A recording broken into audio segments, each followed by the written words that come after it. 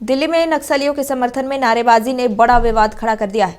India gate के पास वायु प्रदूषण के खिलाफ विरोध प्रदर्शन चल रहा है, जिसमें कई युवा इकट्ठा हुए।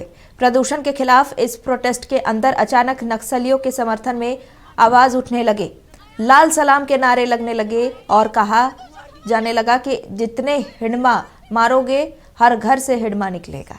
वहीं पुलिस पर मिर्ची स्प्रे भी डाला गया। इस मामले में पुलिस ने एफआईआर दर्ज कर 15 लोगों को गिरफ्तार कर लिया।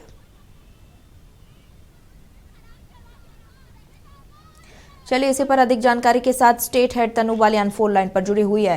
तनु, जहां सुरक्षा बल एंटी नक्सल अभियान चलाकर नक्सल मुक्त भारत की ओर अग्रसर है, वहीं अब नक्सलियों के समर्थन में नारेबाजी सुनाई दे रहा है। क्या कुछ जानकारी?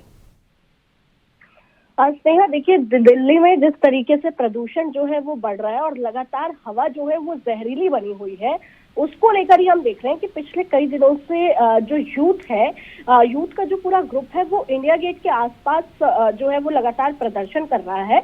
और कल इतवार का दिन था और तब देखिए एक वैसे ही तस्वीर सामने आई, जो युवा सी हेक्स का इलाका है उसमें क्लीन एयर की मांग को लेकर जुटे हुए थे। और शुरुआत में जो पूरा प्रदर्शन था वो बड़ा शांतिपूर्ण चल रहा था, लेकिन कुछ ही देर में देखिए माहौल जो है वो पूरी तरह बदल गया और सोशल मीडिया पर कुछ लोग इसे अर्बन नक्सल करार दे रहे थे। इस तरीके का भी हमने ट्रेंड देखा।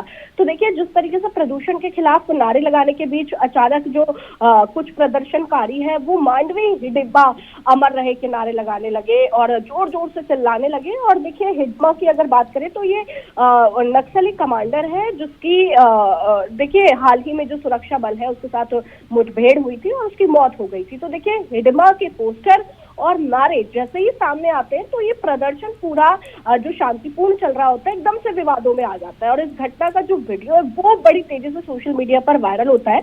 और एक प्रदर्शनकारी से देखिए जब मेरी बात हुई थी स्नेहा, तो उसने कहा कि हिडिंबा जो थी एक आदिवासी है जिसने अपने हक के लिए लड़ने के लिए हथियार उठाए थे और लोग जो है वो सहमत नहीं है इस तरीके से। हो सकता है कि वो सहमत ना हो, लेकिन इसे गलत वो कह सकते हैं, लेकिन इसके पीछे के जो कारण है उसको वो नकार नहीं सकते हैं।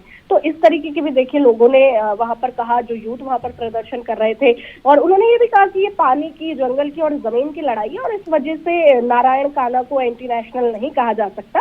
जो लोग अपने हक की आवाज उठाते हैं, अपने हक की रक्षा करते हैं, उन पर ऐसा जुल्म नहीं किया जाना चाहिए। तो अब देखिए दिल्ली पुलिस जो है वो लगातार एक्शन मोड में नजर आ रही है। उनको डीसीपी ऑफिस भी ले जाया गया और डीसीपी ने भी इस बात का स्टेटमेंट दिया है, इस बात का जिक्र किया है कि हमने देखा कि पहली बार हमने देखा कि पुलिस पर जो है वो चिली स्प्रे इस्तेमाल किया गया और कई जवान जो थे उनके आंखों में भी स्प्रे डाला गया, जिन्हें फिर बाद में अस्पताल में एडमिट कराया गया आरएमएल में।